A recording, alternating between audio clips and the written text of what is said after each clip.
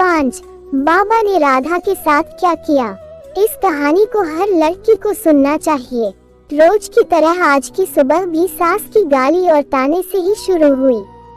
राधा रोज रोज के झगड़े से तंग आ चुकी थी, लेकिन वह और कर भी क्या सकती थी। उसे तो सुनना था। वह चुपचाप सास ससुर और पड़ोसियों के ताने सुनती और रोती। राधा की शादी राजेश के साथ 6 साल पहले हुई थी। इन 6 सालों में जिन लोगों की शादी हुई थी वे 1-2 बच्चे के माँ बाप बन गए थे, लेकिन राधा अभी तक माँ नहीं बन पाई थी। इसके चलते उसे बांझ जैसी उपाधि मिल गई थी। राह चलती औरतें भी राधा को तरह तरह के ताने देती और बांझ कहकर चिढ़ाती। राधा को यह सब बहुत खराब लगता, लेकिन वह किस किस का मुंह बंद करती। आखिर वे लोग भी तो ठीक ही कहते हैं। राधा सोचती, मैं क्या करूं? अपना इलाज तो करा रही हूं। डॉक्टर ने लगातार इलाज कराने को कहा है, जो मैं कर रही हूं, लेकिन जो मेरे वश में नहीं है उसे मैं कैसे कर सकती हूं। एक दिन पड़ोस का एक बच्चा खेलते खेलते राधा के घर आ गया। बच्चे को देख राधा ने उसे अपनी गोद में बिठा लिया और उसे प्यार से चूमने लगी। जब सास ने राधा को दूसरे के बच्चे को चूमते हुए देखा तो वह बिफर पड़ी। वह उसकी गोद से बच्चे को छीनते हुए बोली, कलमुन्ही, बच्चा पैदा करने की तो ताकत है नहीं, दूसरों के बच्चों से अपना मन बहलाती है। अरे तू क्यों डालती है अपना मनहूस साया दूसरों के बच्चे पर? तू तो उस बंजर जमीन की तरह है जहाँ फसल तो दूर घास भी उगना पसंद नहीं करती। जब राधा से सास की बातें नहीं सुनी गईं, तो वह अपने कमरे में जाकर अंदर से दरवाजा बंद कर रोने लगी। रात को राजेश के आने पर राधा ने रोते हुए सारी बात उसे बता दी और बोली, मैं बड़ी अभागिन हूँ। मैं किसी की इच्छा पूरी नहीं कर सकती, ऊपर से मुझ पर बांझ होने का धब्बा भी लग चुका है। राधा की बातें सुनकर राजेश ने कहा, तुम माँ की बातों का बुरा मत मानो। उन्हें ऐसा नहीं कहना चाहिए। हर माँ बाप की इच्छा होती है कि उनके परिवार को आगे बढ़ाने वाला उनके रहते हुए ही आ जाए। तुमसे यह इच्छा पूरी नहीं होते देखकर माँ तुमसे उल्टी सीधी बातें बोलती है।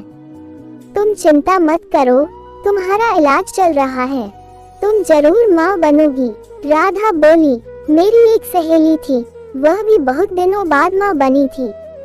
माँ बनने में देर होते देखकर जब उसने अपना इलाज कराया तो जांच में उसमें कोई कमी नहीं पाई गई। कमी उसके पति में थी। जब उसके पति ने इलाज कराया तभी वह माँ बन सकी। हो सकता है उसी की तरह आप में भी कोई कमी हो, इसलिए मैं चाहती हूँ कि आप भी एक बार अपना इलाज करा लेते। राधा की बात सुनकर राजेश भड़क उठा, मुझ में भला क्या कमी हो सकती है? मैं तो बिल्कुल ठीक हूँ, मुझ में कोई कमी नहीं है। मेरी चिंता छोड़ो, तुम अपना अच्छी तरह इलाज कराओ। मैं मानती हूँ कि आप में कोई कमी नहीं है, लेकिन तसल्ली की खातिर राधा ने सलाह देने के ख्याल से ऐसा कहा, लेकिन राजेश ने उसकी बात को बीच में ही काट दिया। नहीं राधा, तसल्ली वगैरह कुछ नहीं। मैंने कहा ना कि मुझ में कोई कमी नहीं है, राजेश ने उसे डांट दिया। पति के भड़के मिजाज को देख राधा ने चुप रहना ही उचित समझा। शहर के बड़े से बड़े डॉक्टर से उसका इलाज हुआ, फिर भी उसकी कोख सुनी ही रही। डॉक्टर ने जांच के दौरान उसमें कोई कमी नहीं पाई। देखो राधा, रिपोर्ट देखने के बाद तुम में कोई कमी नजर नहीं आती। शायद तुम्हारे पति में कोई कमी होगी। तुम एक बार उसे भी इलाज कराने की सलाह दो, डॉक्टर ने उसे समझाया। अब राधा को पूरा भरोसा हो गया था कि उसमें कोई कमी नहीं है। माँ बनने के लिए कमी उसके पति में ही है, लेकिन उसे कौन समझाए? उसे राजेश के गुस्से से भी डर लगता था। एक दिन किसी ने राधा की सास को बताया कि पास ही गांव के मंदिर में एक बाबा रहते हैं, जिसकी दुआ से हर किसी का दुख दूर हो जाता है। सास ने यह बात अपने बेटे राजेश को बता दी और राधा को बाबा के पास भेजने को कहा। रात को राजेश ने राधा से कहा, कल तुम मंदिर चली जाना। ठीक है, मैं चली जाऊंगी, लेकिन मैं डॉक्टर के पास गई थी।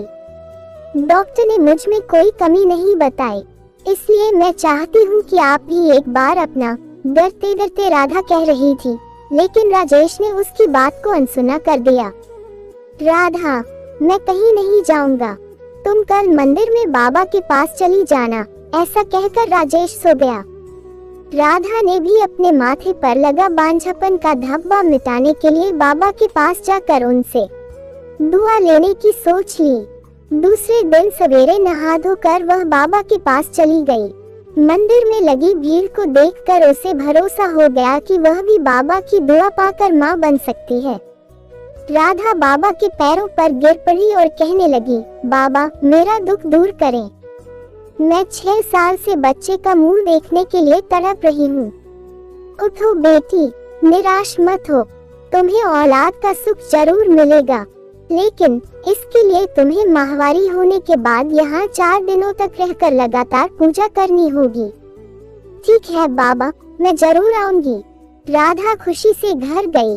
घर आकर उसने सारी बातें अपने पति को बताई।